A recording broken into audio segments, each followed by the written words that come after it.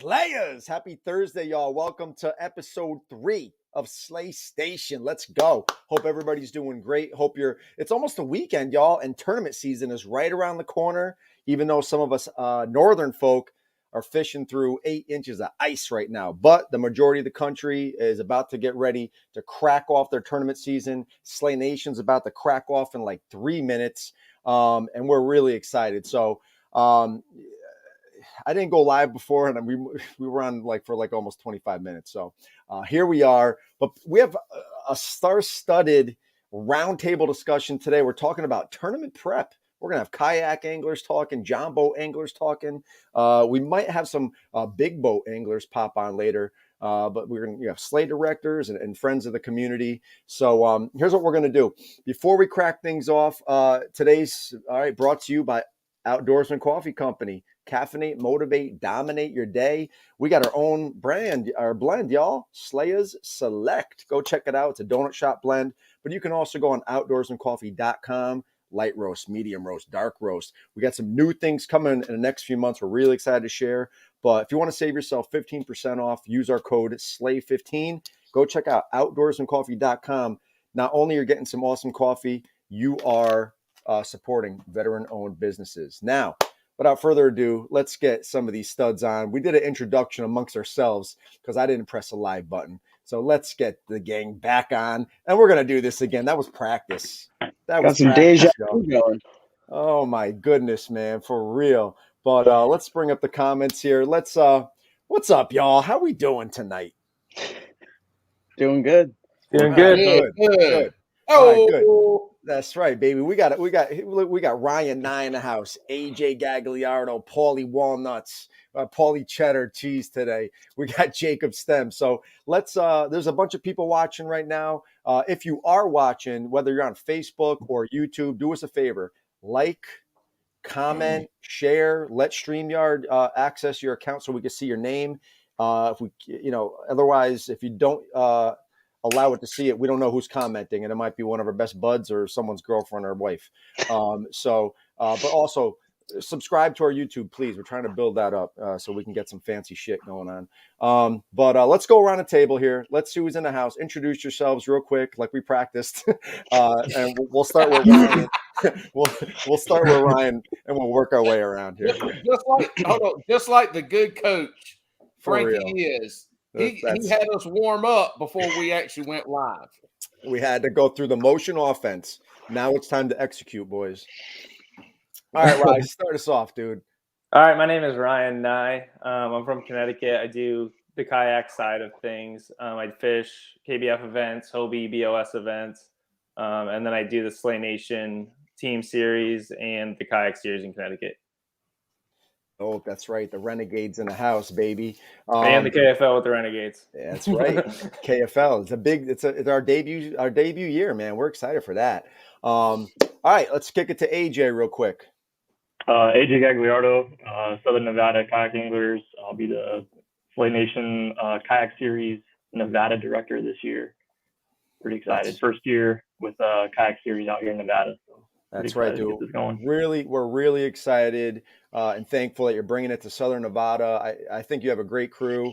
I think you have a tight knit crew, man, and that makes for a great season. I'm really excited for y'all and the partnerships you're doing with some of the kayak series in Cali and Utah. Like, dude, I'm really excited to see how your season plays out, man. I'm really excited. And let's kick it down to Paulie, Sharp Cheddar Cheese Lips. Let's go, man. What's up? Who are you? I'm trying to share. Hold on now. I can't do 18 things at once. I'm Paul. I'm down here in South Carolina. Apparently, I'm the only one on the show right now with an accent. But yeah, I fishing a couple local trails we got here. Hoping to fish some of the Slay Nation we got here in North Carolina. If I can, I'm going to make it down to South Carolina for a couple national trails. But outside of that, man, I'm just going to fish and see what I can catch and have a good time. Hell yeah. So getting to that point, dude, North Carolina, we got our series back on the map, dog. We got a director. We got DJ will fill you in. But all the guys got together. Because Charlie got a promotion at work, so he's going to be moving closer to the coast. But John Mitchell, Jesus, all and then Garrett and DJ all were like, yo, we want to keep it going. So expect something, buddy. And let's kick it to Mr. Stem, dude. You've been on a few times. Yeah, what's going on, guys? Jake Stem here, director for the PA Kayak Series. First time directing. First time kayak fishing tournaments was last year. Beginning of the year, I picked up an Old Town and started kayak fishing tournaments. I did co-angler stuff, college stuff before that.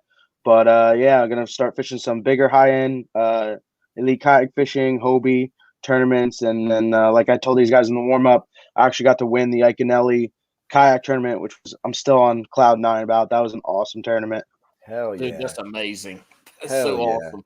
Let's go. That was awesome. Awesome. Well, thank you guys for coming on. We'll see if Edie Wilkinson hops on tonight. I think the time zone, I don't know. I think she got mixed up. She might be busy at work. So she might hop on. We might have a few other Slay Nation directors hop on from across the country. But before we get into the topic of discussion, right, we're going to talk about tournament prep, right? And the cool thing about everybody here, everybody has a different approach to it. And one thing I really like is that, I know Ryan fishes some national events. So he is going to prep differently than I do. I don't fish national events, right? I fish the local stuff and I direct here. So I'm excited for everybody to share their different insights about what they do. And we'll share some funny stories about, not prepping properly. I got some good ones. But before we do that, I want to take a quick minute to just recognize you guys, everybody, and maybe you don't know, Slay Nation lost a slayer this past weekend, an Oklahoma Slay Nation member, Josh Sandeffer, aka Sandy. I won't go into detail, but it was involved with automobile, and so I just like to take a second because did I know him? No, but our Oklahoma director Joe Renty was a good buddy of his, and if you're rocking that Slay Nation logo on your chest, you're a part of our family, whether we know you or not. And I think it's only best to take a moment of silence just to remember somebody that love what they do. And if you've seen his pictures, and I didn't know this, when you go on our website on the homepage, one of the first pictures is him going like this with the tongue out, right? Like, that's a fucking slayer, y'all. And just passionate, enthusiastic. And I didn't even know that was him, dude. And I said, Joe, I'm like, dude, I got chills because what a coincidence that's why I picked that picture, because I just thought it was a great representation of having fun on the water, doing what you love. And so we're going to do a benefit tournament. Joe has wanted to do something locally. I said, dude, let's make it national. So we'll do something in July, right? Like we've done in the past, and nationwide fundraising events. So stay tuned for that. But I think let's just take a quick, few seconds to just honor a slayer that lost his life, and he left behind a loving wife and two beautiful young kids. So quick moment.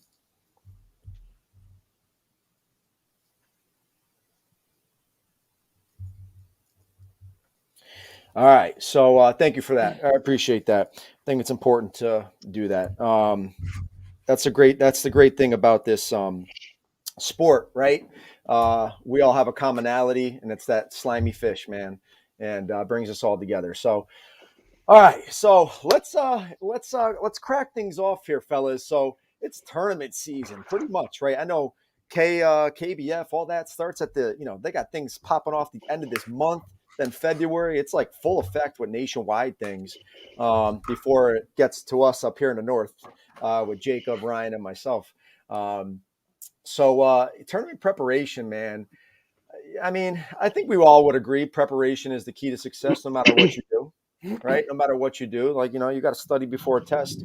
It's no different than getting ready for that's right, the 10 Invitational is coming up. Getting ready for an event is a big deal. And I'll tell you right now, I started my own checklist, my own personal checklist, right? I have one that I share with the directors that I will be sharing, but I went to an event 2 years ago. So, I'm director. I got everything. I did the whole check-in. We do the blast off. Everybody leaves. I'm putting the table in the trunk, all that. I got my John boat in, my partner ready to go, hog troughs, poles, everything's ready to go. He hops in the front and I go to push off. I hop in. I'm like, I look at Dave, the Jewish Hammer. I go, bro. I'm like, yo, did you bring the trolling motor? He's like, he goes, I go, did you grab the trolling motor? He goes, No, I thought you did. I go, I didn't grab it. I was like, I didn't. So I go, the trolling motor was at home, y'all. So Oh God. yeah. So we were lucky. We were lucky. A member lived like 10 minutes from where we were. We were at Pachog actually, and he ran and got his 30-pound thrust for us to use for the day. But after that, I started making a checklist for myself because I was such a nut. One of the most important things to get the boat to actually compete was left in the garage. So whatever is what it is. So let's. I mean, we can just chime in. We could just call free for all here. We don't have to go around a circle, but I guess I'll start it off. And I'm not going to give a tackle tip or anything of that nature. I'm going to start with what everybody's going to agree on the second one, life vest, right? Make sure you have your PFD. If you're a kayak angler, it is a must, and it must be zipped and it must be on snug, right? You must have a properly fitting PFD. If you're a John boater or a big boater, yeah, there's different, protocol with that. But obviously that's the number one thing is safety, right? And then two, and I'll add this, is leaving a note, or if you have a calendar at your dry erase board in the kitchen, where you are, where you're going fishing, the ramp address, the town, the city, right? In case, God forbid, you leave a little record of where you were, so there could be, someone knows exactly where you are. So those are my two that I want to add in. I'll throw in some other stuff later, but Frank, I want to throw in a technology tip with that kind of aspect. Instead of leaving a note, if there's like younger kids, you can actually with iPhones, certain people in your phone, allow them to see the current location where you are at all times. So let's say you allow your mom, dad, wife, they can constantly see a ping as long as there's enough service, which I know some lakes don't, but they could see where your phone last is. So let's say you tip it over, something like that, they know where you're at. I agree with all that except for the wife part. We don't know her to know exactly Yeah. where we are. Then the countdown begins of when you should be back. Yeah. I thought you said going to be home at 3:00. No, I said I was going to be headed back towards the ramp at 1. So All right. I changed that part. That part we're gonna cut that. But I think that's a great tip. Great tip. So let's go around here. Let's talk about how you guys are preparing. Here's what I want to do. Let's go to like AJ and Jake and Paul. Right? How before we get to Ryan, because I want to talk to Ryan specifically about not only local events, because he's been really successful here in Connecticut with that, but how he prepares for national stuff, right? Like, and I don't want to lodging. How do you plan all this out? Like blah, blah, blah. So let's start with, Paul, Jake, and AJ. I want you guys to start off first. Yeah. If you wouldn't mind real quick, I'll just jump in and touch on that, the PFD. So we had kind of we had a situation earlier this year with Southern Nevada kayak anglers where we actually had a fatality within Southern Nevada kayak anglers, which is the local club that I started out here back in April 2001. And one of the situations, or one of the things that kind of came to light, was the fitting of his PFD wasn't a proper fitting PFD. It was one of those throwovers that I wear, just like just got the waist strap. Well, this gentleman, it didn't fit properly, but it was a check in the box, right? So he had that PFD on. He had it fitted, the way that he thought was proper. He had a medical episode, which he ended up having. Yeah. He had medical episode out on the water or whatever that ultimately contributed to his untimely death. But one of the things that his buddy who was out on the water with him kind of brought back to us and relayed back to us as far as, kind of like, hey, like these PFDs got to make sure that they're fitting properly. It's just not a check in the box, stow it underneath your seat or throw it up on your, on the hatch of your kayak or something like that. Like you got to have it on, got to have it fitted properly. So I actually went back with the same exact PFD that this gentleman was wearing, pulled my ripcord, let it inflate, and found out that mine was way too big for what I'm a pretty small guy. So, with those CO2s or whatever, like those kind of PFDs, maybe not a bad idea to try that out and see, just to get an idea of what it's actually going to be like when it's inflated. But I'm not going to beat that up too much. But yeah, stuff like that, weird stuff happens out on the water. Like I said, this dude, great guy, but just he had a medical episode. But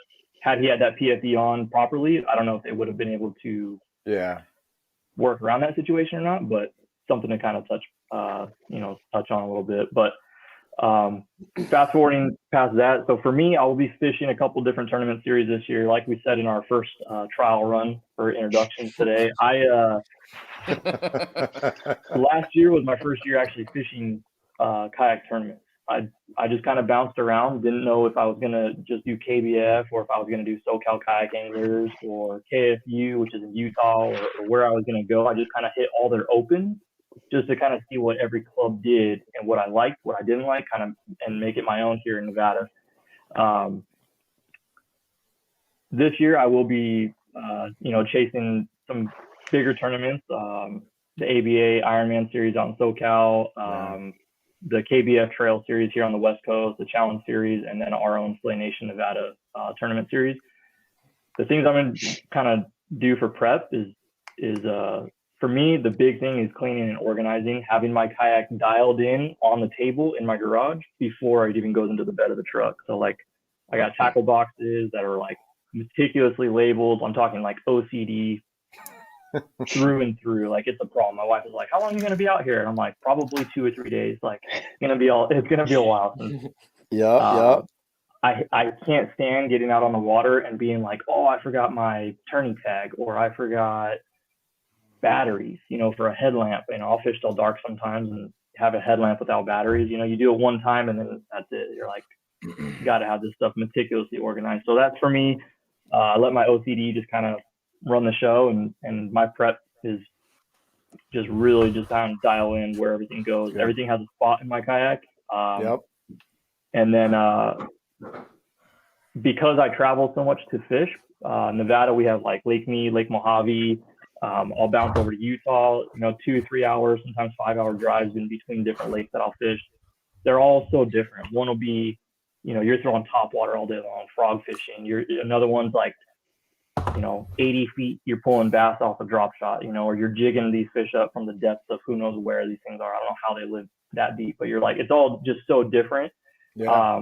So I'll try to get like a little bit of insight off of like YouTube videos, and Google Earth. I'm a big believer in the e-scouting type deal, especially for like hunting. I bring that right on over to fishing. Nice.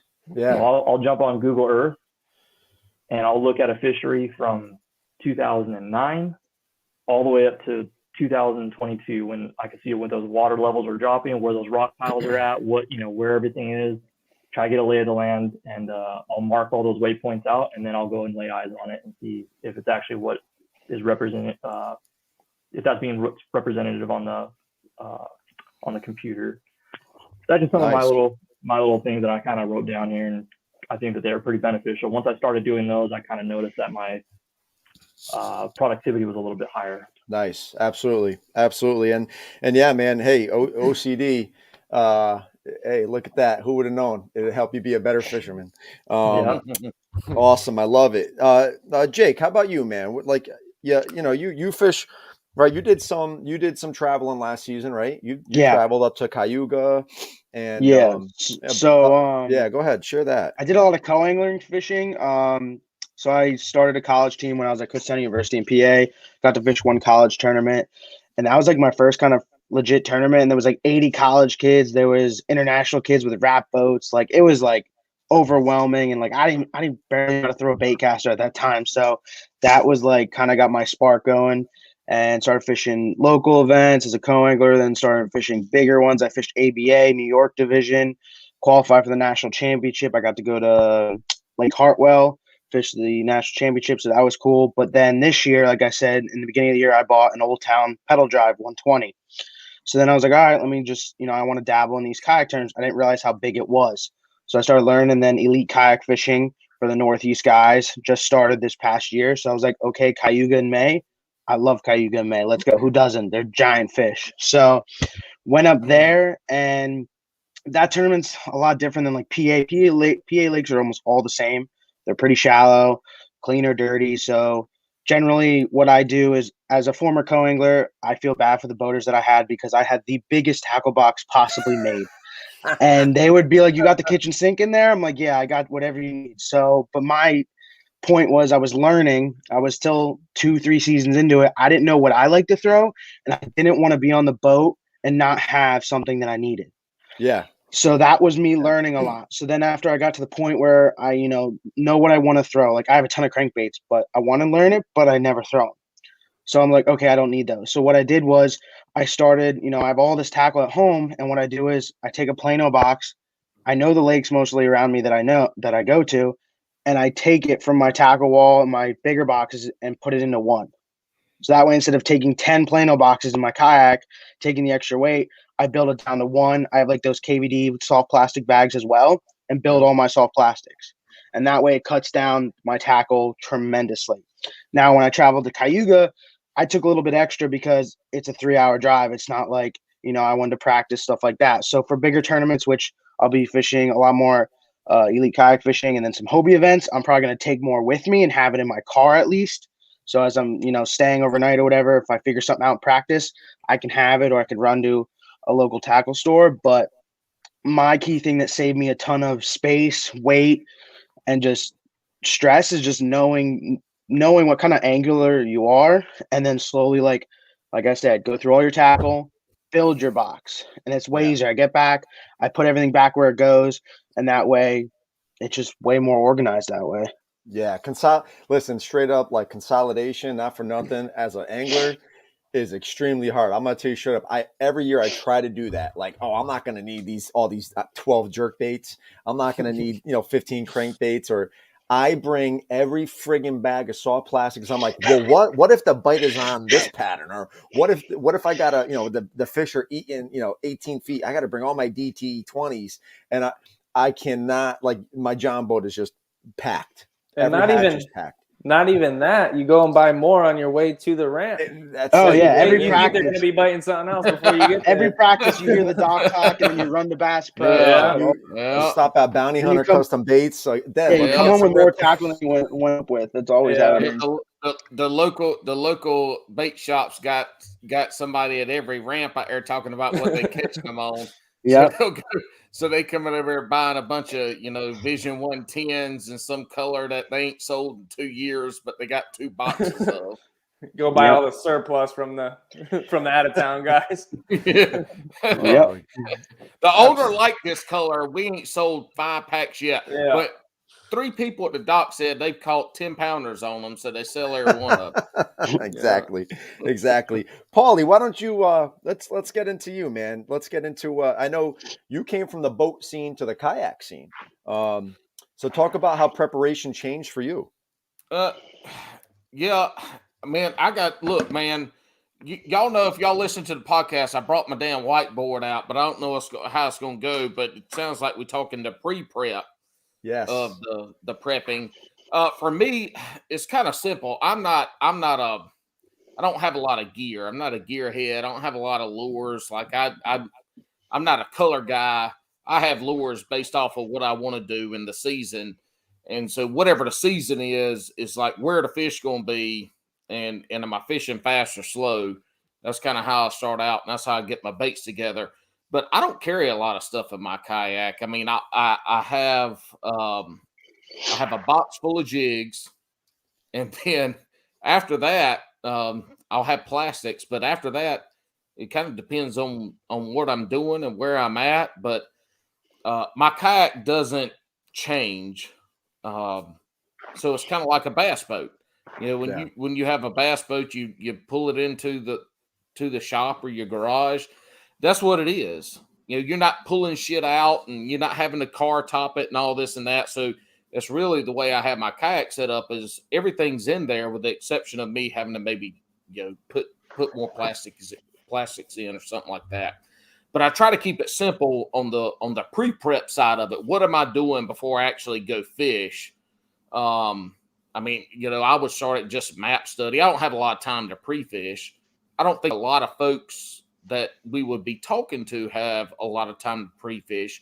If you do, that's great, right? Yeah. Yep. If you do, there's 2 things. If you do, you bring every damn thing in your arsenal and you put it in your truck. Every damn lure you own, put it in your truck.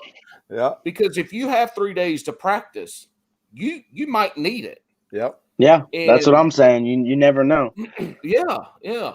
And Drew Gregory is probably one of the best at this, right? He brings everything. He says it all the time.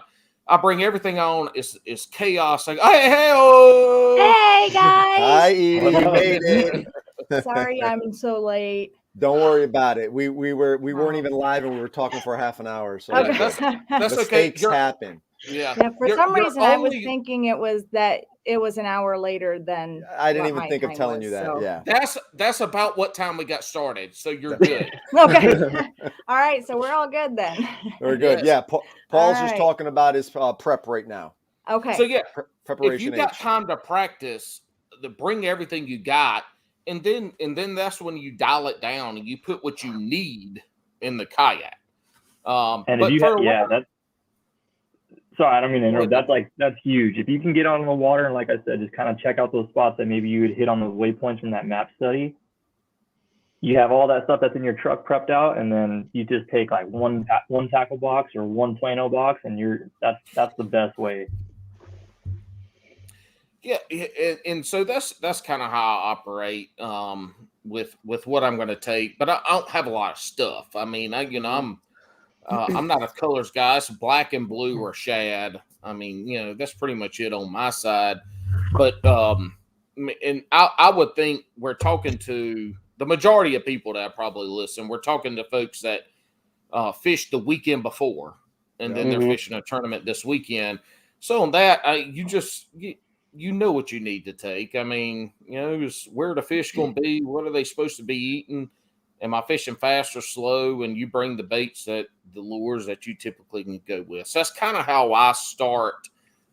Let's say locally, that's how I'll start on a tournament that on a lake that I necessarily can't pre-fish, but it's one that I've been to a time or two, seasonal patterns. I'm going to take what I know, what I feel comfortable with. Yeah, absolutely. And now, getting to the chat real quick, Jake. We got DJ Stanford. DJ, he's saying that he brings the kitchen sink, and the neighbors. He's like, I just I'm not the only one. Exactly. And then someone else, I don't know their name, they didn't type it in, but it says all you need is a wacky Senko and a bladed jig. These two they're not wrong. No, they're not. These two techniques have cashed the most checks in the history of kayak bass fishing, which is true. That's not even probably kayak. That's probably and all fishing. And I want to say to Paulie, like you said, not everyone can practice beforehand, and just getting out the weekend before, like, yes, the weather system might be different, stuff can change throughout that week, but getting your eyes on that is huge, because you can, like, okay, you're just, even if you don't catch anything and you're just pedaling around in your kayak, whatever, and you see, okay, there's a bunch of logs here or rock here, and let's say then you start fishing the tournament and you get on a little rock pattern or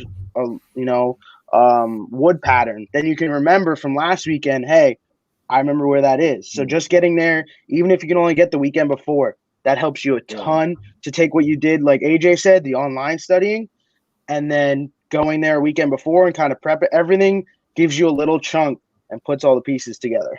Yeah, absolutely.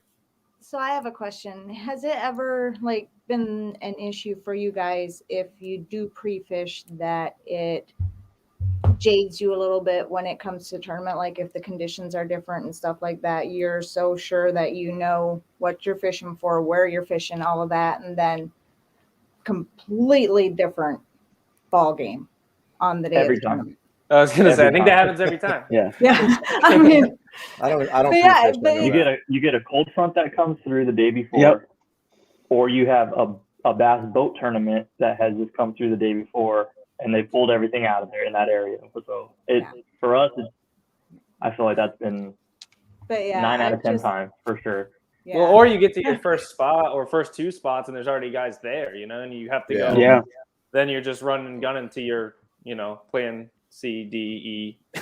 Right off the bat, you don't even get to hit that A plan. So I think having a few options to start, not being stuck with one, like I need to go here and I'm going to catch fish on this rock pile, because most of the time that rock pile is not going to be available.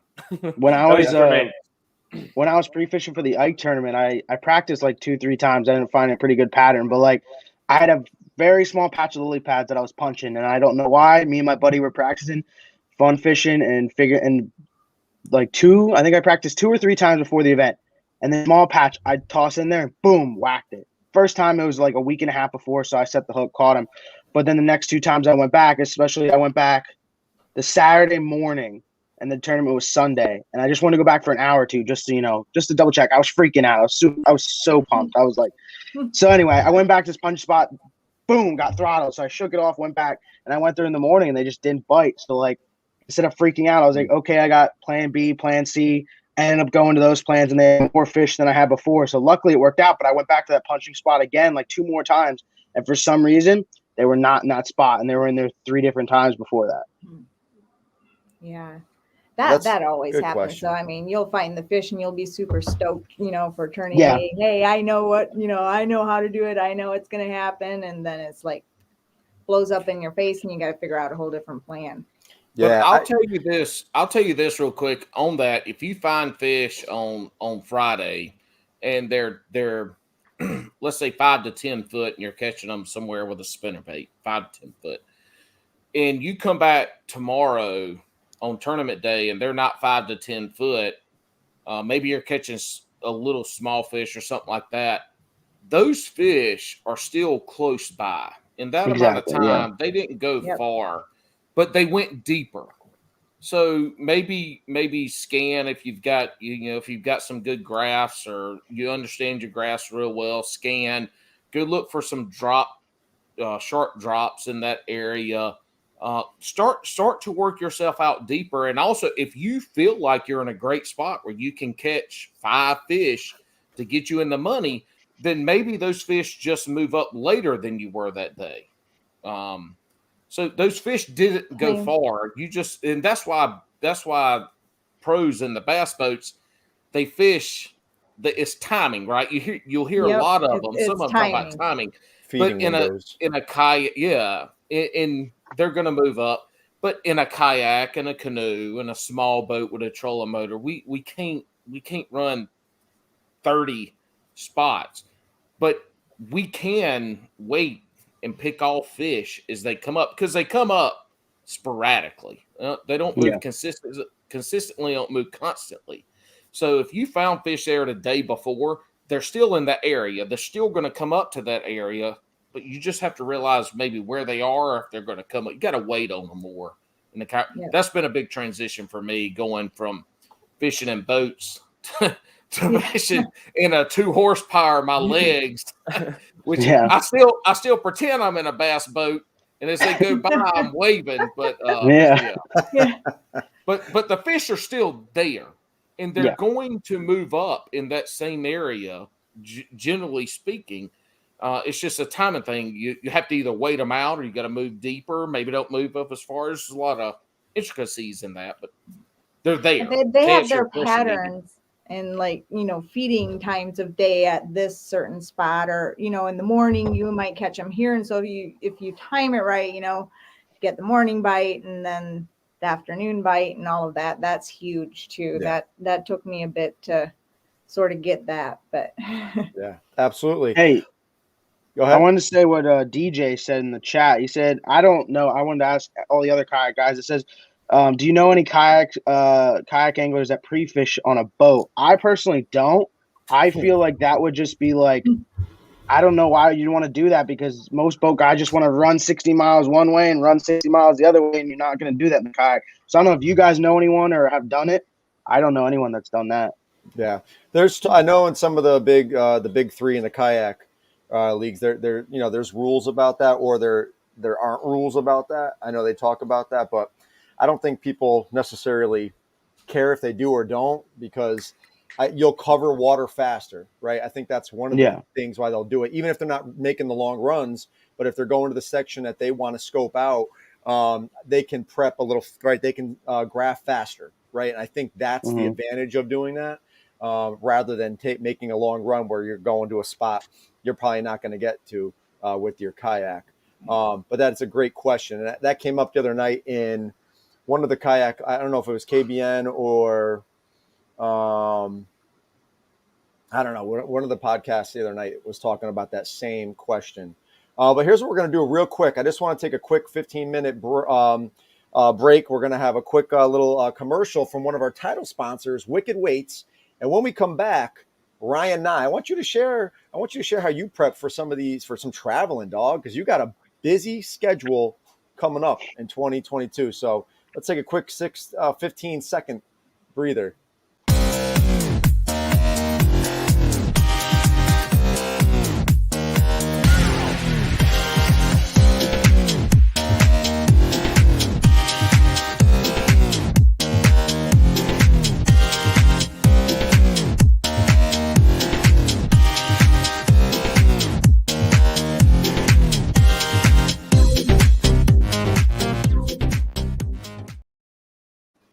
All right, thank you for that. Go check out wickedweights.com, babies. Not, I'm going to go over some wicked weight stuff later, but Ryan, let's go, Mr. Nye, the natural. No, I think everyone that just said stuff had good points, and I think leaving, like, so before, I guess I'll start before we go. Looking at maps and doing all that, I think everybody does that, and finding areas, because in a kayak, like, so like we're going to Lake Murray, that's our first one. You can't just put in at one ramp and check out half the lake, and then tomorrow go put in at the other ramp. Like, you have to decide on this area, and it could take you 2 days to even figure out that one area. Yeah. It could take you 1-2 days to even figure out one small area of one of these lakes. So you have to really kind of game plan and figure out where you want to be more than, like, you can't have, I mean, you can have spots, but they got to be close. So you can't just run all over the place and, okay, I got a few, 4 marks here, 4 points here, 5 points over the end. You're never going to make it to those. And you can fish one little area in a day and really get, so you got to, I don't know, we try to figure out a few ramps more or less that we want to go to where there's, there's points, and then there's rocks, and then there's some shallower wood, or try to find a lot of things to fish in a small area over just like putting it at the dam and fishing the dam. And that's, you didn't really, you didn't fish a lot of structure, you didn't find a lot. So I think trying to find areas where there's a lot, and then once you figure that out, then go back to the map and be like, okay, they were on wood, where is there a lot of wood? And let's go see if we can find a lot of fish. So I think that's kind of before. And then what everybody else said, bring what you're confident in. Don't bring, I mean, you can bring whatever you want, but I don't bring stuff that I don't have confidence in. If I haven't, thrown it a lot or used it, like for me, like an Alabama rig, I don't throw it a lot. I don't know. I'm not going to bring that to a tournament and just start bombing it around and think that I'm going to find fish on it. It's just not me, but I think, Ryan. Yeah, Sorry, didn't mean to cut you off. I just had a question. Are you a big like electronics guy? So like when I pre-fish, I try to do like everyone does and scan and stuff. But like I'll scan a spot and then immediately want to cast to see if there's fish there, and then like I'll catch myself, and then I wanted to scan for like 6 hours and end up scanning for like 2 because I'm just wanting to fish and like verify. Will you put down the rod and like just look for good stuff, or you'll fish? I fish a lot. I try to do a lot of looking too. I'll cover a lot of water. Like I'll go on long like pedals, whatever, and try to just see what's around. I'm not going to necessarily fish every single thing, but okay. I definitely do a lot of fishing, and I do stop a lot. And I think picking areas apart. I noticed on Champlain, paying attention to the big boats on these bigger lakes, because all the stuff that you see on like Google Maps, like you see like a good point, and then you look down, you see like a nice like a rock bank, and those bass boats will go hit that, and they'll follow every little point that you saw because everybody sees it. It's the obvious stuff. It's easy to find. Where if you back off of that stuff and fish around the area, like there was one point at Champlain where I saw probably 8 bass boats go, one after another, not knowing that the previous one was just there. So these points just get absolutely destroyed, and you're never going to be the first one there. So you need to find stuff that's not the most obvious stuff on the lake. At least that's what I found, because you're never going to be the first guy to make it there. I think if you notice a lot of experienced anglers, whether you're a kayaker or not, and if you want to be competitive, right? Some people just don't care, and that's fine. But if you want to be competitive, you have to learn how to offshore fish, dude. You just have to. Yes. Everybody beats the banks. And think about all the kayaks or john boats that were in front of you that already hit that spot. Yes, you can go through and still catch. We've all have done it. But you have to try to learn to be an offshore angler and read that graph, even if you have a crappy graph. I don't have the best, but I learned how to use it. And it's like a game changer, because now I feel like I can go offshore and I can hit the bank and, start flipping again. But I think that's a key tip for anybody that really wants to like go from, here to here. is learning how to fish offshore structure. All right, Well, I think I'm that going. goes- Go ahead. Go ahead, Ryan. Go. No. Go ahead, because this is your part. Go ahead. I was gonna say, I think that kind of goes for everything though. Like, learn as much as you can, not just offshore, but offshore with a drop shot, and then go offshore and crank, and then come shallow and throw a spinnerbait on wood, and then throw a jig on that same wood, and just try to get as many techniques as you can, whether it's offshore, shallow, grass, rocks. Like, try to hit a little bit of everything because you're gonna find everything, especially on bigger lakes. I mean, if you're fishing little lakes, a lot of them have a lot of the same thing over and over again, but bigger All right, lakes. Rye, I'm going to get Yeah. this question. I'm going to have you answer this question. So someone's asking, one of the viewers, I don't know the name, what are you throwing on a lake you haven't pre-fished? And anybody can answer this, but Rye, I want you to start. Oh, that was Paul. Okay. What are you throwing on a lake you've never fished on before? No pre-fish Confidence. tournament day. Yes. No pre-fish tournament day. Anything I'm confident in. Me specifically, I'd probably start with a jig. Yep. But So, I knew that. I would go to whatever you're confident in. If that's a shaky head, if that's a crankbait, if that's a square bait, whatever it is, I would. If you've never been there, go there fishing with something that you can get bit on. Would be my best advice on that. I agree. And I also agree, anybody watching, we partner with the Bass University. I'm going to be straight up. I've never watched a Bass U seminar, but this past weekend, we had access to a free live seminar. And straight up, what, dude? You never watched one? I never actually was attended a live one or anything like that. You know what I'm saying? But you watch this shit on the internets. Yeah, I have. Yeah, but those are interviews. This was the live seminars on Zoom. You didn't say that. You didn't say live, unless I misheard. That's what I meant. The live seminars they just did. Dude, we're talking Ike. I was talking to Ike like this, and he was going over crankbait fishing and how you want to get that stuck in the weed edge and how to pop it free. But I can't tell you. And then John Murray started talking about drop shot. I didn't know this, but he says they say don't. And this is what I do, and I always thought so, that, when you're drop shot and you're sitting there quivering your rod tip, they say don't even do that. Don't ever do that. Just drag it slowly. Yep. I didn't know that. It and drag it. Yep. I never knew that. I'll be honest. I always thought, you shake it because you wanted that worm, but I'm like, damn. So it's a great partnership. And then hearing y'all talk, I'm taking notes. I'm taking notes tonight, baby. Well, the movement of the water does its thing if you're wanting that finesse of a bait, Yeah, but if you guys ever come out west, just make sure you guys got a jig and a drop shot. That's it. That's all you guys need out here. Don't bring your spinnerbait. Don't bring your. Frankie's shaking his rod. Drop shot going like and a this. jig. I'm shaking my rod. I never catch shit in a drop shot. And I asked that question. I said, John, in a text, I said, hey, do you have to shake it? Because I always shake it. I'm like, why not? It makes that little robo worm look like your worm's money. going like this when you're For real, shaking it. dude. They're probably looking at it like, I'm not eating that shit. You just gotta let it sit there. And so if it's got to sit there, I'm gonna tell you all this. I'm never drop shotting again because I cannot do that. I cannot dead stick or just drag. Drop shot's so good though. I'm done. Drop shot's so good. It is, but I'm not doing it. Have y'all? Just get a quick limit on the drop shot, and then you can go play with all the cooler. Exactly. I'd rather do drop shot Get a than quick an limit. Have y'all even listened to Frankie at all? Do you think he can dead stick for less than 30 seconts? Hell no. Not all that coffee he's he drinking. I can't do it. I can't. Can't do it. This is so when we go. This is what I was going to say earlier. These are kind of how I start when I'm going to a tournament. These are the questions I ask myself: where should the fish be? What are they eating? And am I going to fish fast or slow? That's where I start from the aspect of. That's how I start to look at a map to decide where I'm going to start in the lake. Upper, middle, lower. And am I going to start on secondary point? And obviously seasonalities change. If they're in pre-spawn, we know we're going to be stuff like that.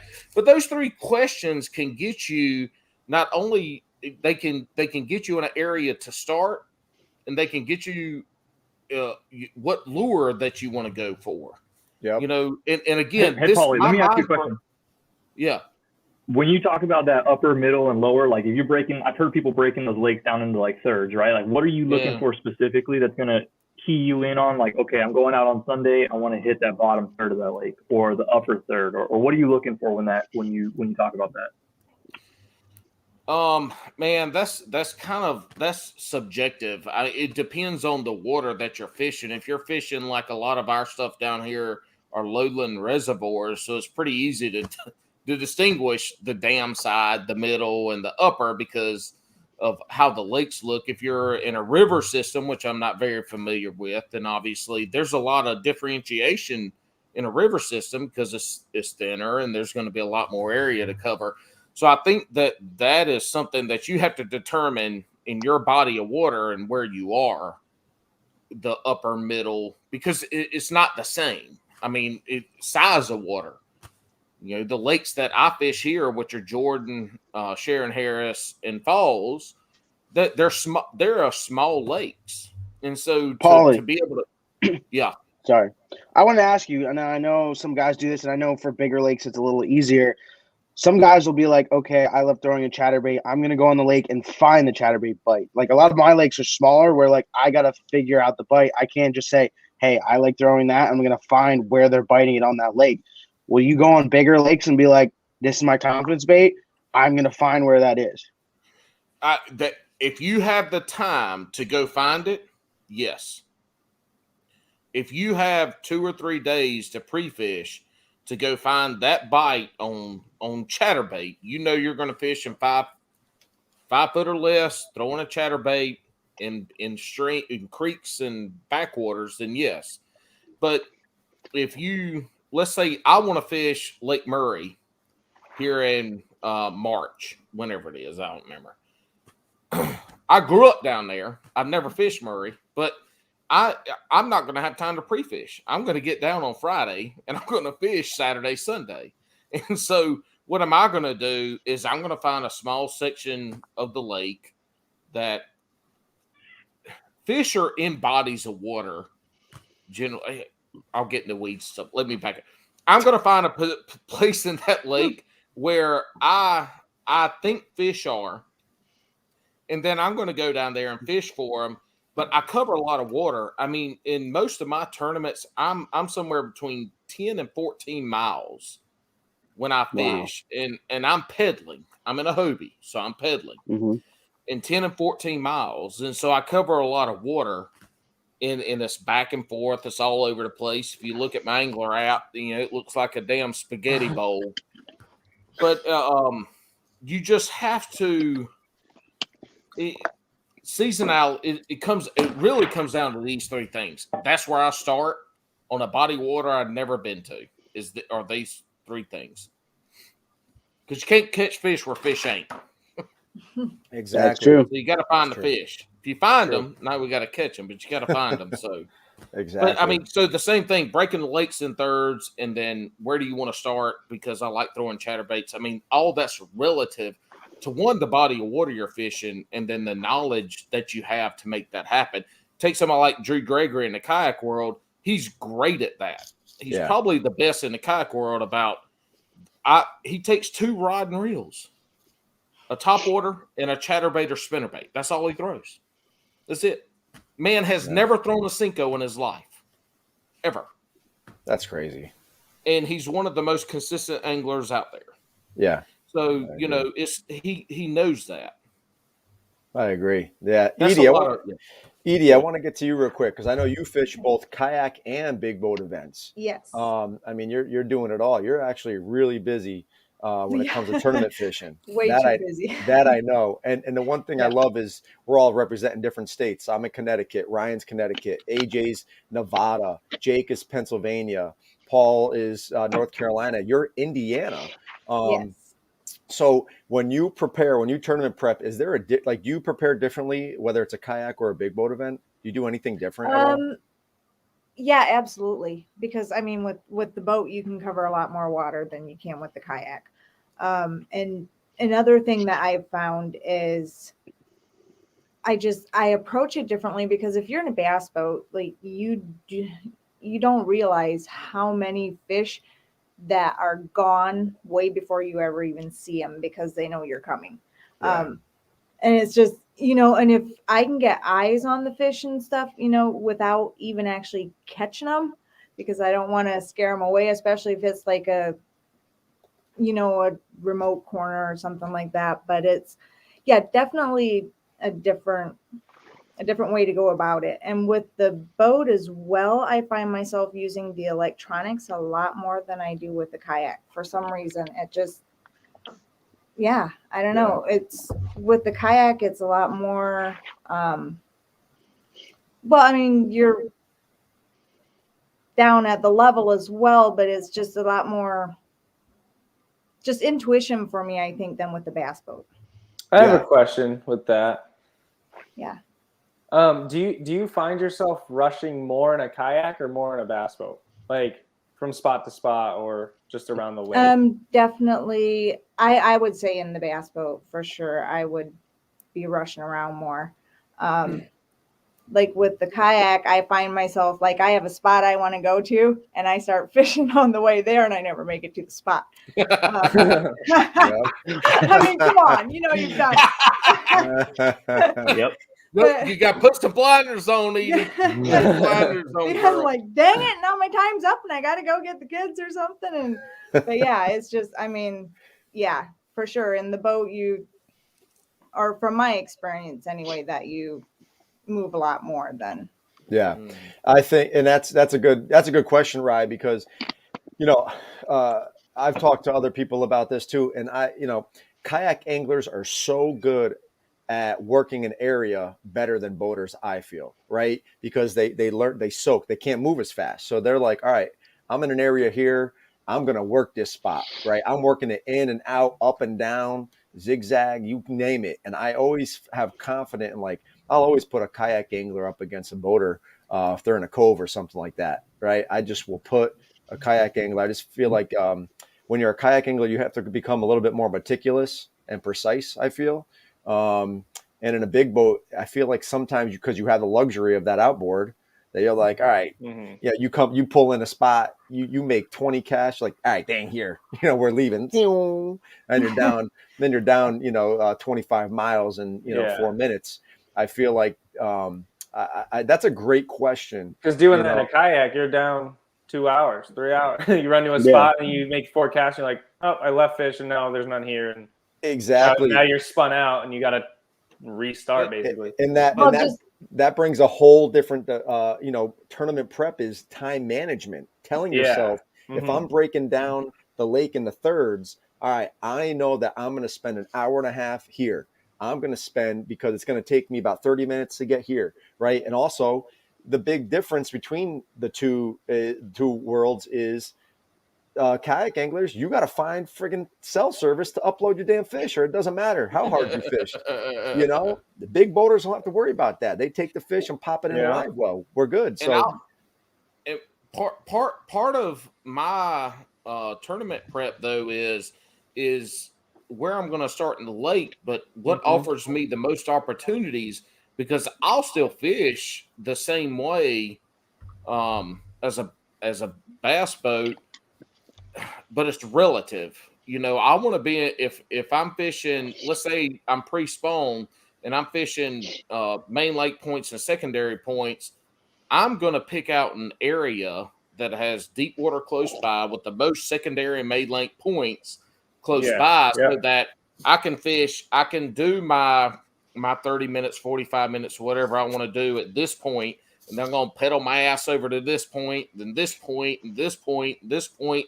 And at the end of the day, I've covered 12 miles, and hopefully I have 5 good fish. But I will, in the tournament prep side of it, I'll put in a kayak, we have to do this.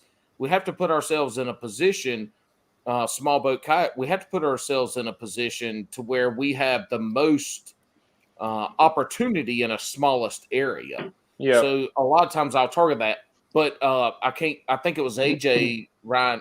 Somebody said earlier, you might not. I think it was before we were recording this during our practice session, but you might go to your first spot and somebody beat you there. So then you have to go to your second spot. But that doesn't mean because they didn't catch a fish on that first spot that you can't go there at noon and catch a fish. It's the movement of fish. That's where you got to get your bass bait. And that's, if you practice, you know that. But in Well, general, it's funny how that works out too, because there's times where your first spot is somebody else's second spot, and vice versa, right? So you guys Yeah. are like passing each other on the way, and you're like, Yeah. hey, like how you doing? Nothing. And then you get to his spot, and you get to his, and then you guys are pulling fish up. You know what I mean? You're like, what the heck, man? Like, but, Well, and with that too, in the kayak world, I know like KBF events, you launch at say like 6 o'clock and lines in at 6:30. So you have to plan that half hour. Are you going to go 5 minutes from the ramp and sit there for 25 minutes? Or are you going to use that half hour and get kind of away from the crowd? Like you kind of have to plan in that. I know local tournaments, it's kind of like shotgun start and everybody just kind of separates as you go. But Yeah, love the shotgun start. those other ones, when you have time, you got to plan that. You know, it's not really the same. Where shotgun start, you kind of look around, you're like, all right, I guess no one's here. I'm gonna start right here. Yeah. You know, Dude, if that's I call that the pentagraph approach right there. You just pull off the ramp and just hang out right there for X amount of time, and then Yeah, then you fish and win it, right? At the ramp. Which they say, like I did an interview with Ed Cowan. So Ed Cowan, Jake knows who that is. Ed Cowan is from Pennsylvania. He fished 2 Bassmaster Classics. He was Brian Kirchel's best friend back in the day and all that. And I did an interview with him when I was trying to do this podcast crap called Slaying with Frankie on Spotify. You can go back and listen to it. And he's legitimate. He's the real deal. He said half the tournaments, he's like, you start at the boat ramp because people had released fish there the day before. He's like, the fish are still hanging out. He's like, so don't always, feel like you got to go hit the longest spot away. But getting back to shotgun starts, I have a video and I got to show you this. This was like 3 years ago, Slay Nation event. And we do shotgun start, right? So I'm doing my whole debriefing, the woo and all that bullshit. And then I'm like, all right, it's 6 o'clock is blast off, which is in 2 minutes. And I'm like, 3, 2, 1, go, right? And dude, you got the paddles going, you got the small ass trolling motor, and I'm like, I have it live, and I'm like, what the fuck?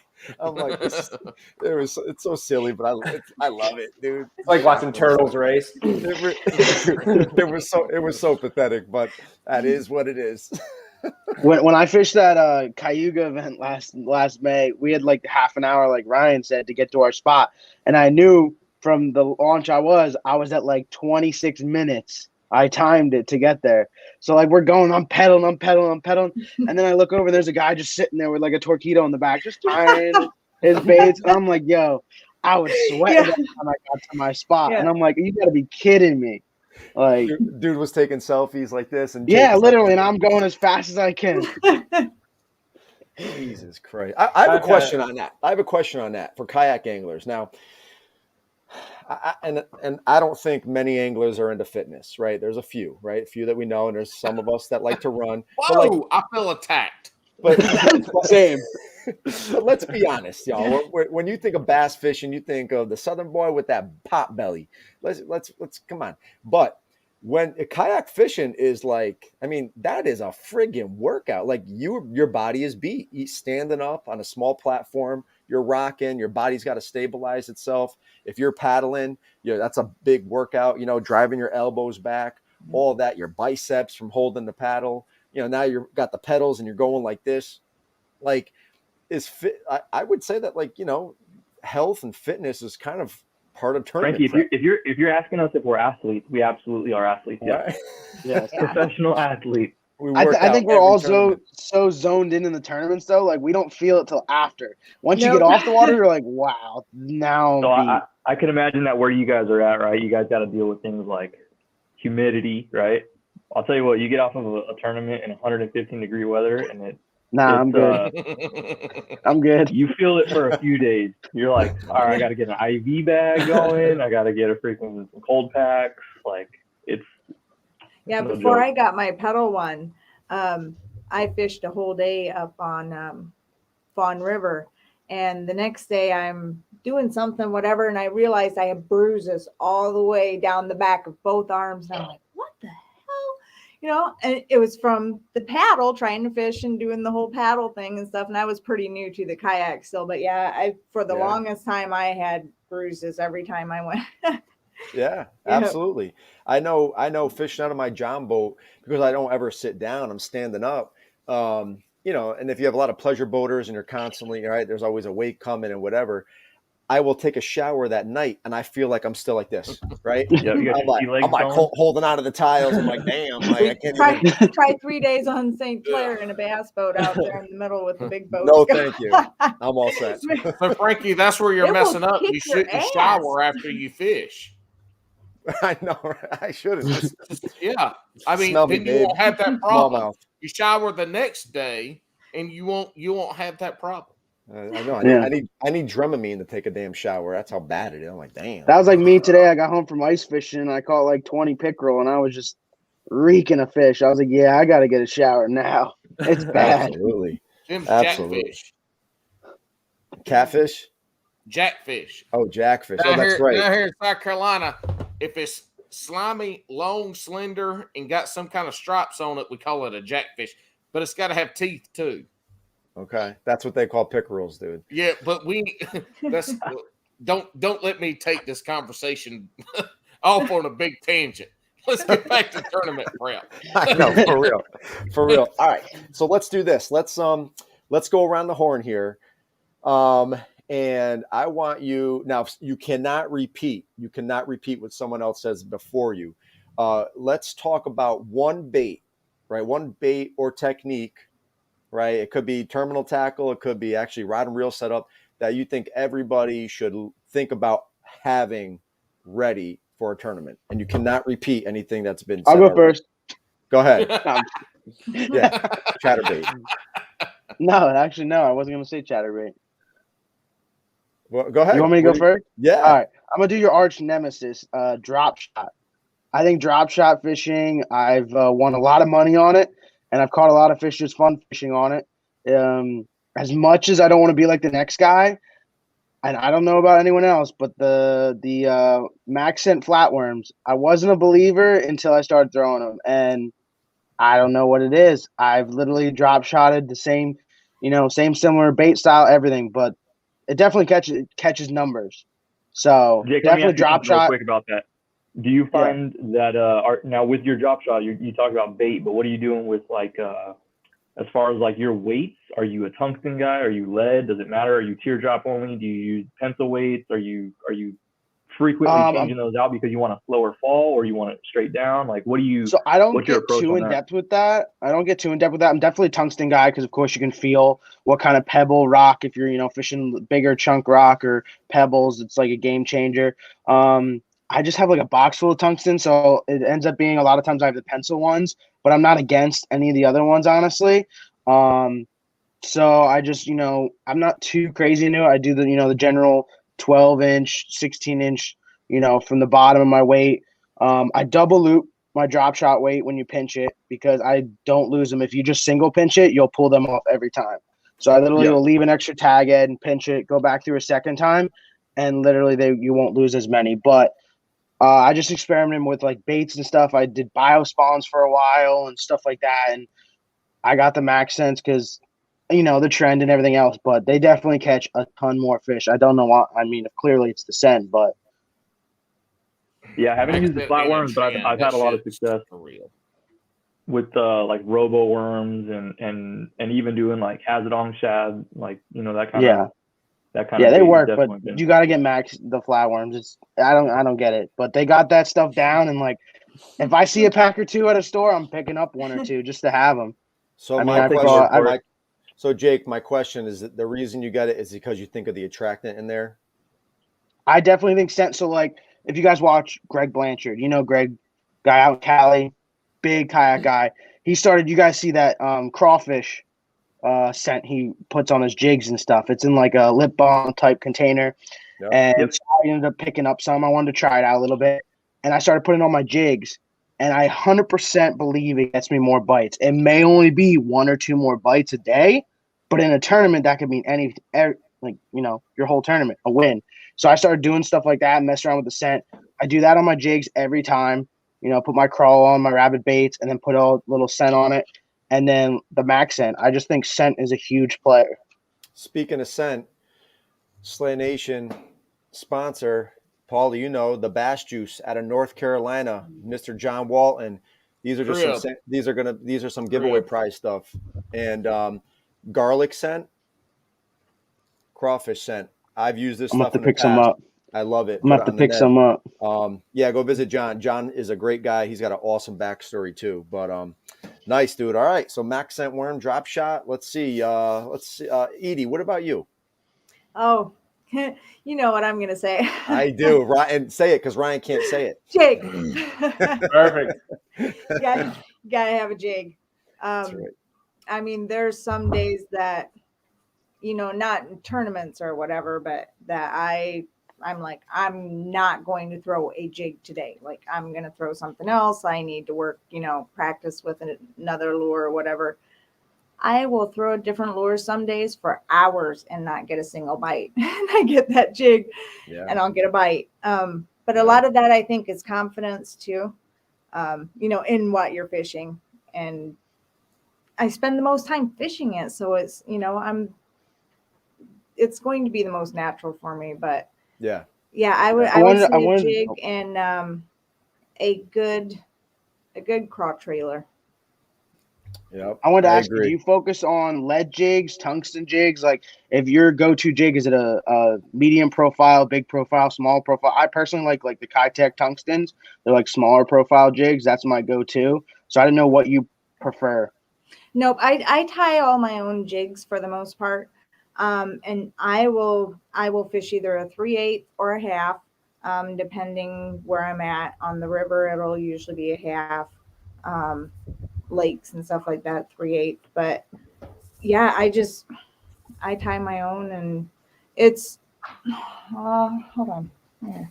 Nice. I have one of Edie's custom jigs. Well, right there. Yeah. You gotta hold it closer, girl. It needs to copy. I don't know if you can see. Hold on. There you go. Put it here. There you go. There you There go. I'm colorblind. You gotta put it close.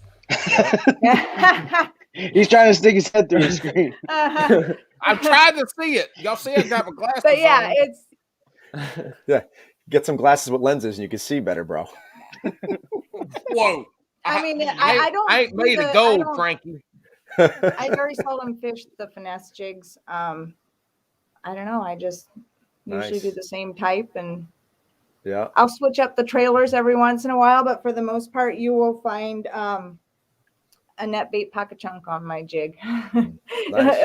I'll switch the colors there because if it's sunny, I want one or whatever. There's two colors that I switch in between two a lot, but can't go wrong with it. Yeah. And the jig not typically, but it's, known and said that jigs get bigger bites, right? Those big fish like a nice juicy jig. So looking for a PB, pop on a jiggy, you might get it. Awesome. Jig is my favorite too. Ryan, how about you, dog? Since you took the jig away from me, I would probably go shaky head. Just because that saved me a lot. If I'm really struggling, I can throw a shaky head on. It's similar, obviously, but a little slower and take your time a little bit more. And I know last time I was at Murray, that saved me, but nice. Not that I did well, but I caught fish on it, and I couldn't catch fish on anything else. But that was probably my own fault. But I would go with a shaky head, probably like a 1/8 ounce shaky head. 90% of the time. Are you doing tungsten or lead, or does it matter to you? I try to stick with tungsten if I can, for all the same reasons. Just I don't anything like real finesse. Even a jig, I throw tungsten. Okay. What's your go-to plastic for shaky heads? Just a trick worm. Zoom trick worm. Can't go wrong. Trick worm. Yeah. There you go. I don't know if or the Max Scent hit worms too. Those are. Oh, I do have some of those. I never tried them on a shaky head. I gotta try that. That's a Wicked the Weights bigger head ones. tungsten. Yeah. Anybody watching? That's right, baby. Nice. Yeah, all right, those shaky head. bigger hit worms on the shaky head will do some damage too. Nice. All right, the shaky. All right, cool. And AJ, how about you, man? So let's just say I'll just say 3 of those were all like what I have tied on all the time. So I'm like, what else? I'm like in my head, I'm like racking my brain. Like, all right, no jig, no drop shot, no shaky head. I'm like, all right, underspin for sure out here. If you have the underspin tied on, it's a pretty productive bait, I feel like. So I usually use I'm not really brand specific on any of them. I've had good success with just even like the Bass Pro underspins, but I think right now I got on a VMC, one of theirs with like a some kind of a Colorado blade on it or something like that. But Yep. underspins with a Kitech like 3 I think it's like 3.8, the fat swing. Okay. That's like my go-to. I buy those Kitech clamshells in like freaking bulk. Like if I can find the electric shad or Tennessee shad or even just like a flat white, I'll buy those things, you know, freaking $50 a pop at a time. You know, just like they're always in, like I always have them on hand because they're pretty productive out here. You have spotted bass out there too, right? Because I heard from what I see, underspins are like a huge spotted bass bait. So none of the fisheries like Lake Mead, Lake Mojave, not really spotted bass territory, but like when I would, you know, head on over to like California and stuff like that, they do have them up there. But the smallmouth in Lake Mead, Lake Mojave are just absolutely homicidal when it comes to those freaking things. I mean, they just want to freaking destroy them. And so like that's been pretty productive. Like I said, I always have one tied on. And yeah, that's pretty much one of my go-tos. Okay, so far we got drop shot, max scent, we got jig, we got shaky head, we got underspin, and how about you, Paulie? What do you got? If you held a gun to my head and said, Paul, you can never eat barbecue another day in your life unless you choose absolutely one fishing lure to fish with, and if you did anything else, you would die. I would go with a 1/2 to 3/4 ounce spinnerbait, willow leaf blades. Yep. Hell yeah. I can fish that in the top of the water column. I can fish it in the middle. I can throw it out there and let it sink to the bottom and work it like a spoon or a little, you know, something like that.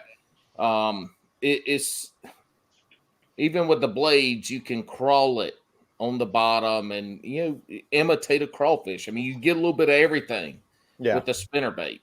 And there's a reason why the spinnerbait was one of the most successful lures up until, you know, the swim and bladed jigs. So, yep, I'm going to take a spinnerbait over barbecue, and I'm from the Carolinas, and that's a pretty big statement to say.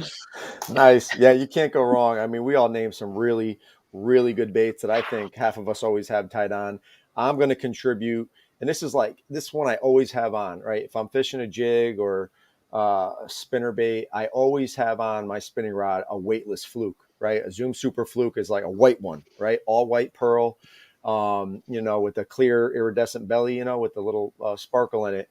That's one bait I will actually dead stick, right? That's like the only one. After I twitch it a few times, and I'll that's the only one.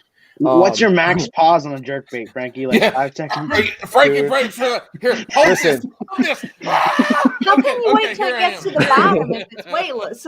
I have watched so many Mark Zona videos of him like dead sticking a jerkbait. Yeah, sometimes you got to dead stick it with like 2 minutes, and I tried that. I've gotten to 28 seconds, like the longest.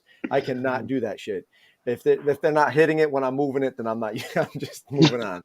That's Frankie's putting that shit in the rod holder, and he's turning around. And he's like, I gotta pee. Oh no, I gotta get my rod. Oh shit, no, it's gotta move. He's fishing like Kevin Van Dam in the winter, and when he fishes in the summer, that's how he fishes in the winter. He's just going nonstop. Dude, absolutely, I cannot. That's it. But a fluke, that is the one bait. It's just, you know, when you let that just dead stick in a way, just flutter, that looks so like a dead shad. That's one of my 3 confidence baits. But that's one I would add for any beginner, right? Obviously, get a Senko and learn how to Texas rig and wacky rig. But next step up from there, get yourself some Harmony Fishing Company, right? Hooks, and get yourself some Zoom Super Flukes. Awesome. Let's see here.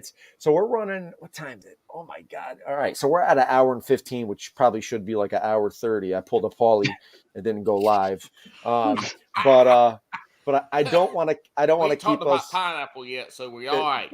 That's right. So I don't want to keep anybody too late here. I know it's Thursday. Tomorrow's Friday, but is there anything else y'all want to cover before I let you guys do your shout outs and where people can follow you and all that stuff? Anything else you want to cover? Were there any questions? Did anyone ask any questions lately? Is there any? I mean, there was a lot of. Or does anyone have questions? If anyone has questions, There, let's see here. So we have that I love. A lot of people are talking about topwater frogs. 13 Fishing has a trash panda. They're saying that's a best one on the market. Louis Alvarez commented Ned Rig, which yes, I agree. Ned Rig could be up there. I mean, there's so many we can name, right? Yeah. But yeah. Louis, we're just naming ones that particularly probably are close to us, or we would have or recommend to somebody getting new to tournament fishing or just getting out in the Like water. I said before, I pack all my baits into a small box, but I still take like 10 rods with me on the kayak. So even though I don't have much, Oh, yeah. I still make sure I got everything tied on. Yeah, Plenty of baits we can go through. Yeah, we had one comment earlier when we were talking about fishing offshore, and it's a good point. And I guess some people might not know that, but when we're talking about fishing offshore, it doesn't always mean you're fishing deep, right? If you're fishing a hump, that's offshore. That's not deep water. So that's a great point to touch on. So Ryan, a question for you then, because I guess I used to shaky head, but then I kind of stopped and I just messed around with other techniques. But when you shaky head, what are you targeting when you shaky head? Are you looking for rocks and stuff like that, or what kind of structure are you looking at? Really, I mean, any structure. I do pretty well on docks with them. Yeah, I mean, I don't throw it a lot in grass. If I'm in grass, it'll be a jig, but rocks and docks and wood, that sort of stuff. I mean, I don't know, just any structure besides grass, really, and any depth. I mean, if it's deeper than 12, 14 feet, then I'll probably go to a quarter and but an eighth in that shallower stuff. And and in grass, I don't think it does as well. I think there's better techniques for fishing in grass. I mean, you can Texas rig something. I'd rather do that in grass even, but any sort of hard bottom, hard structure, I would throw it in there. Absolutely. Nice. All right, cool. All right, I have a question for y'all. I think you all pretty much know this just got introduced like 2 nights ago. KBN and Paddle and Fin introduced it. Kayak bass fishing fantasy, right? They're doing the fantasizer. I don't know if y'all saw that or not, but thoughts on that? Like if anybody's ever done fantasy through Bassmaster, which I do that usually, you pick your set of anglers each tournament, accumulate points. What do you think about that? Kayak fantasy. That's pretty dope. I mean, it's one more thing for me to like kind of, feed the obsession. Yeah. You know what I mean? So I haven't looked too much into it. I kind of heard about it, and I'll obviously take a look into it a little bit harder. I mean, it sounds like a pretty cool concept, right? Like something worth looking at. And like it's freaking dope. Yeah. I think it'll help guys get their names out there too. There's a lot of kayak guys who kill it and they do well all over the place, but people don't really know who they are. And I think if people are following individuals and really like cheering for these people, because I think you got to pick a team, right? You pick your team of however many people, and then you pick a team. But I think they're doing it. I think, don't mark my words, they're doing quarters. So at the end of each quarter, right, Paul? Yeah, you get to change your team up or whatever you want. Yes. Yeah. So I think people that don't get a lot of that, the big name guys that don't. I mean, I'm sure that they're probably harder to get in that. I don't know how it goes, like drafting or whatever, but it'll get people a lot more. They'll be seen a lot more than. Yeah, they'll be seen, and also the cool thing about it, and it's for the 3 major kayak trails: KBF, Hobie, and Bass. But let's just say, like Ryan, you're fishing a Hobie event or you're fishing a KBF event. I can request to put you on my team because I know you're fishing. So that's the cool thing about it, is that we all hear the same friggin' names in kayak bass. It's all the same names. You hear like the same top 5 names. Nothing against it, but I want to root for my boy. I want to root for my Connecticut Renegade when he's down south trying to get kick me in on the team, people. Frankie. I'm ready. Right, dude? I'm gonna put you on the team. There's a difference between rooting and putting money on them, though. Well, I'm not putting no money on them. No, I was kidding. I agree with Ryan, like getting people's name out there. Like I said, I'm only going into my 2nd year of kayak, learning about the whole kayak industry. And like Frankie said, like I know the top 5 names because you just hear them, you see them everywhere and stuff like that. But like Ryan said, it gives me an opportunity to learn about new people. The kayak industry is huge. Like I've met so many friends on Facebook now due to, Slay Nation kayak and just elite kayak fishing, and just learning the whole kayak industry is just so huge. It's crazy. And there's so many good people. There's so many good anglers in kayak fishing. It's not, the top 5, 6 guys that you hear about all the time are obviously really good, but there's a lot of guys who are in that, 10, finishing 10th to 12th at every event that they show up to.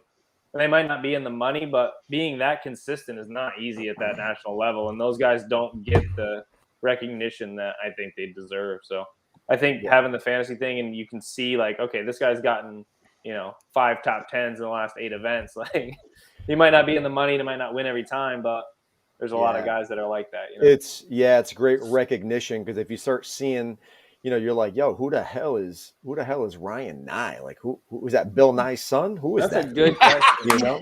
Like they're gonna be like, yo, this guy is finishing top 5. He's from Connecticut and he's down here kicking ass. Like, yo, he's gonna be on my team. See, dude. So it's all in the science, Frankie. It's all in the science. Absolutely. I'm excited for it. I know my ass is going to get involved with that, and I'm gonna try to put some of those teams together, and I like rooting for the underdogs.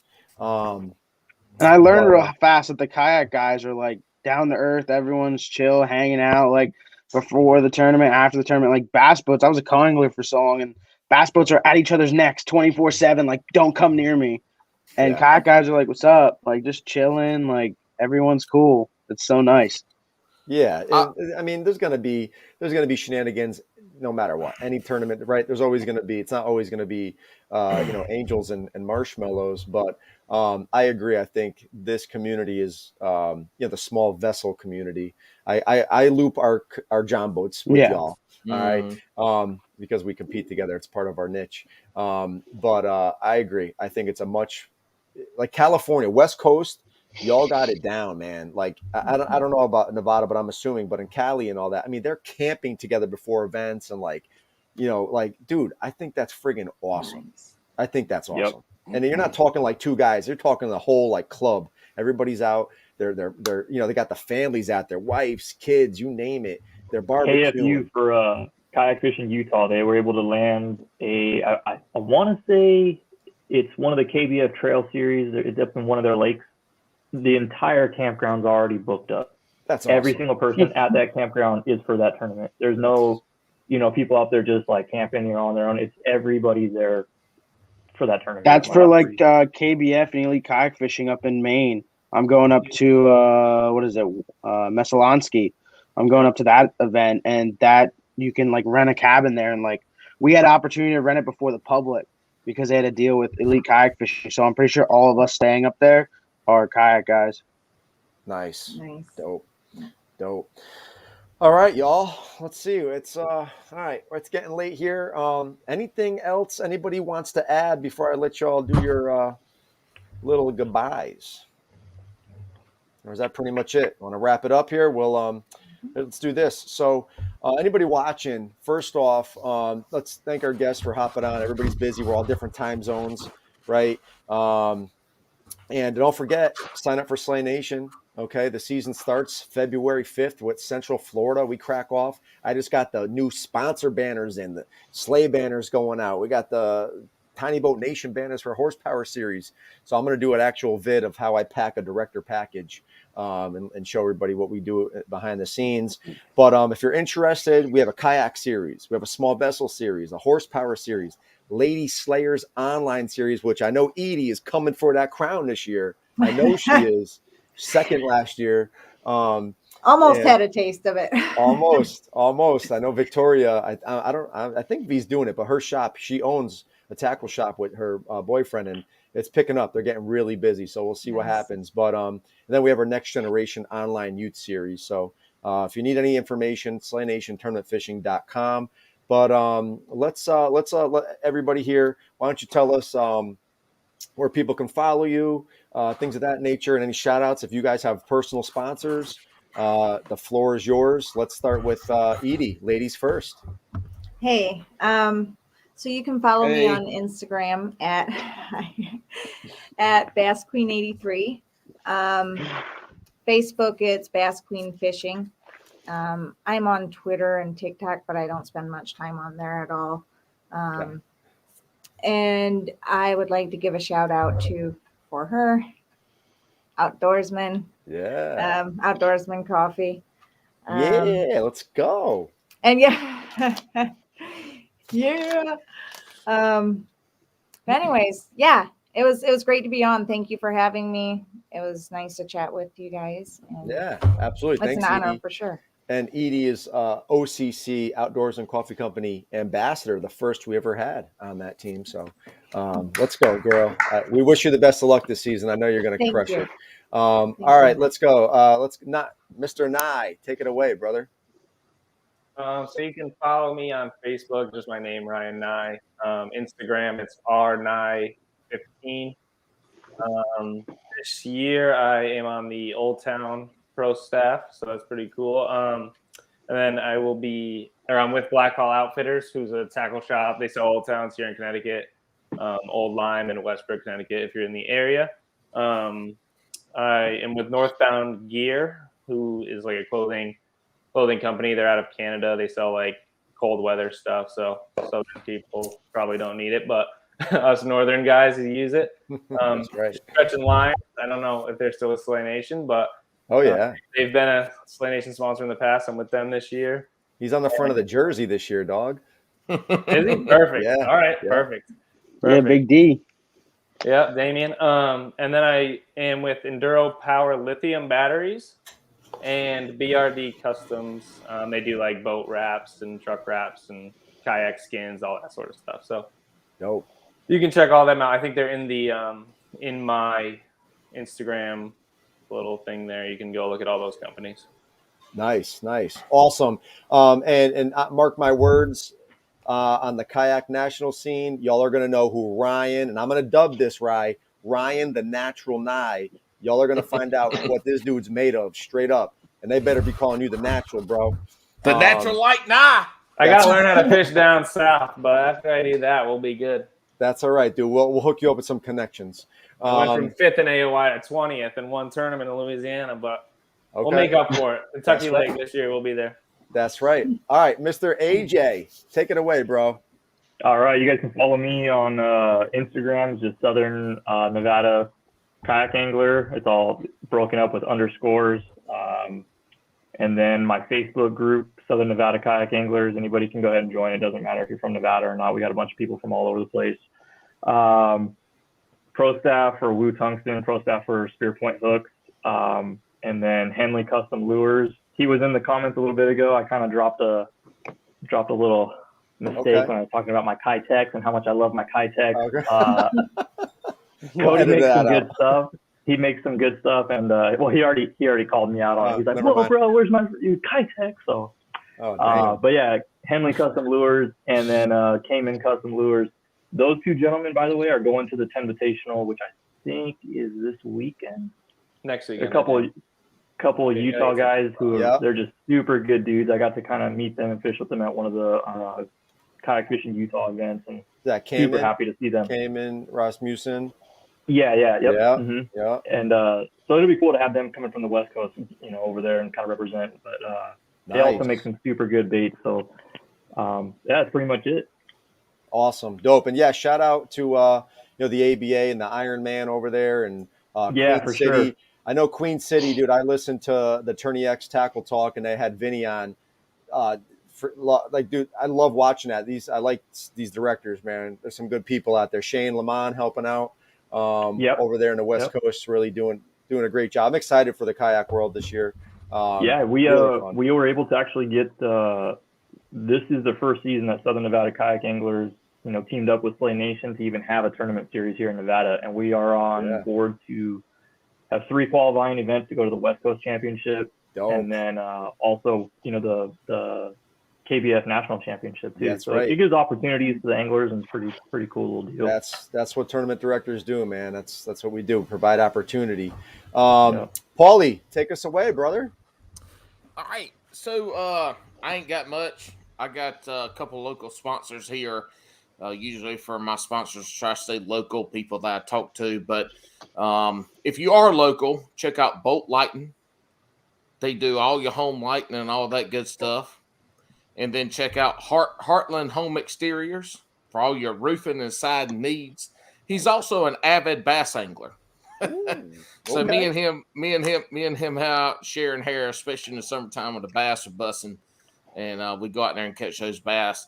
Hook set hoodlums. I cannot go. Look. If y'all looking at this down here, at least in my screen, Yeah. bottom right corner, hook set hoodlums.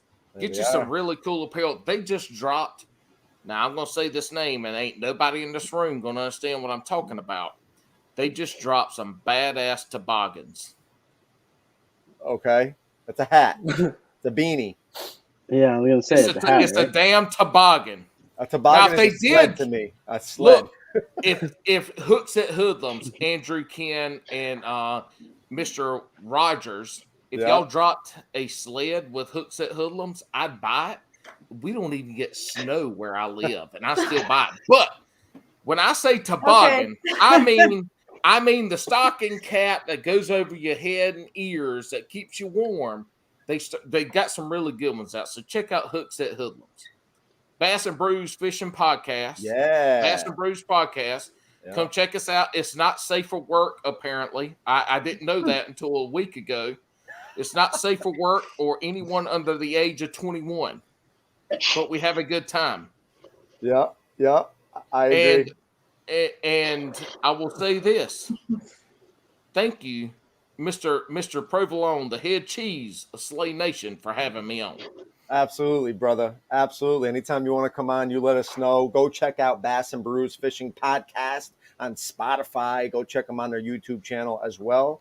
And iTunes. And iTunes. Don't forget the most important one. iTunes. I have a Droid. I never think of iShit. I think of like oh Lord, here Google we go. Pixels. Jeez. That's what I got, dog. All right. That's why I can't do StreamYard on my phone. Because I got a damn Droid. Jacob Stem, take us away, dog. Alrighty, guys. You can follow me, Jake_Stem_fishing on Instagram, Facebook, YouTube. If you guys want to see that Ike and Ellie tournament, I got my practice and my win up on there. I film all my tournaments. I'm filming ice fishing videos right now. I was out today. I'm going out tomorrow. So for you guys that got cabin fever, you can watch a little fishing and stay in your house and be warm. So title sponsor for me, Rabid Baits, which is on Vermont side of Champlain. If you guys haven't seen that, they got like hair mixed in their baits, and they move with that little bit of current that's naturally in the water. Also, Fish Bait or Die, local to me in Nazareth, which just partnered up with Slay Nation. So I've been talking to that guy, and he's helping me out some too. So going to be directing PA Kayak Series, trying to fish the elite kayak fishing circuit, and then try to fish some Hobies as well. Nice, man. All right, Paul, you had one more? Yeah. I got one more. I'm not sponsored by them. Don't give me money or anything. 3BR Sports. Okay. Your GoPro, the all-weather GoPro encasing, stuff like that for your GoPros. The guy there he's out of California, has been absolutely awesome. I ordered one. I had a problem with a cable. Sent me a new cable. I got it within like 4 days from California to North Carolina. And then I effed up one of my cables and had to get another one.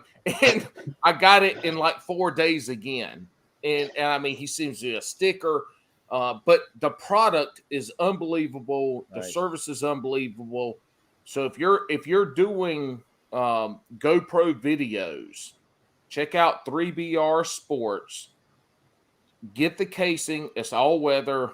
It's not waterproof, but it's good stuff. It's great. And the guy's single owner, but great customer service. Nice. That was 3V as in Victor or B as in boy?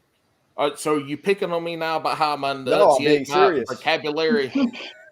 I can't tell if it's a V or a B. I'm being honest. 3B as in boy. There you go. There you go. Ara as in Roberts. All right. R as in rigatoni, bro. I'm rigatoni. Well, yeah. 3B Ara. 3B Ara. 3 boy Ara. There it is. 3BR. Because I thought it was a V. I'm not going to lie. I thought it was a V. In the South, you say Ara. All right, Aura. All right, awesome. Well, listen, thank you all for hopping on. This was fun, man. I'm glad y'all were able to hop on. You could see on the bottom, I did a new overlay. We got our 6 title sponsors for Slay Nation this year: the John Yacht, Sticks Fishing, Monster Bass Company, Wicked Weights, Hook Set Hoodlums, hashtag Ride or Collide. That's right. And Fuse Fishing, y'all. That logo there, Fuse Fishing, brand new soft plastic company, launching soon. And I cannot wait to talk and share with y'all what those look like. So without further ado, hey, everybody here, have a great rest of the weekend. Everybody watching, please subscribe to the YouTube, share, like, all that crap, so we can grow this up. Hey, guys. That's it, y'all. So peace, love, Have a good night, y'all. and Adios. slay all day, babies. Peace.